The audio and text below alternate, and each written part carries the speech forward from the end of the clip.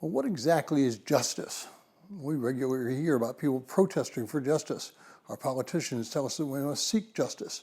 But what is it that we're actually seeking after?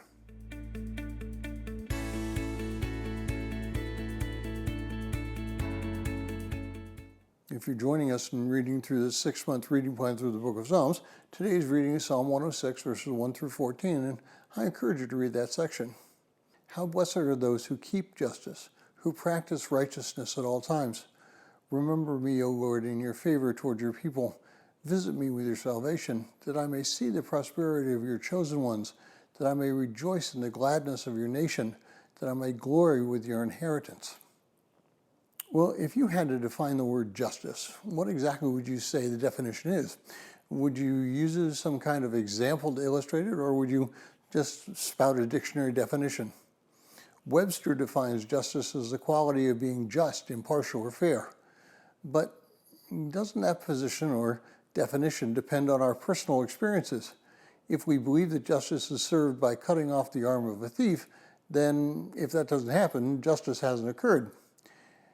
Every person is an island.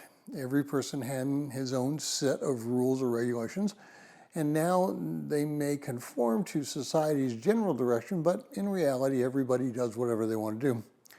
Without some supreme being, there can be no true justice, because what is just in one society or a person's mind might be utterly unjust in another. I remember reading a story about a missionary family who went to Papua New Guinea and ran across a tribe which had the most horrible practice.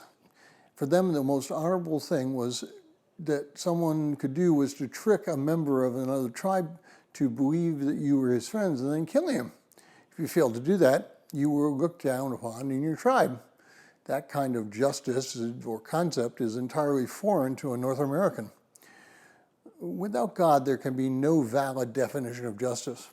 And therefore, if you're going to argue for justice, you must argue from God's viewpoint. No person can argue for justice if they're not arguing for the justice that God has through Christ. And God treats everybody precisely in the same manner. All of us before God are sinners. All of us before God are worthy of death. And all of us before God can trust that Christ, as their Savior, can be removed from that fear of death.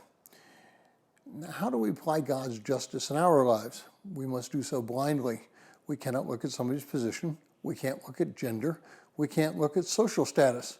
We must see everybody in the same way that God sees us. And if you would like a PDF copy of this entire reading plan, please send an email to phineasjacobus@runningtohim.net.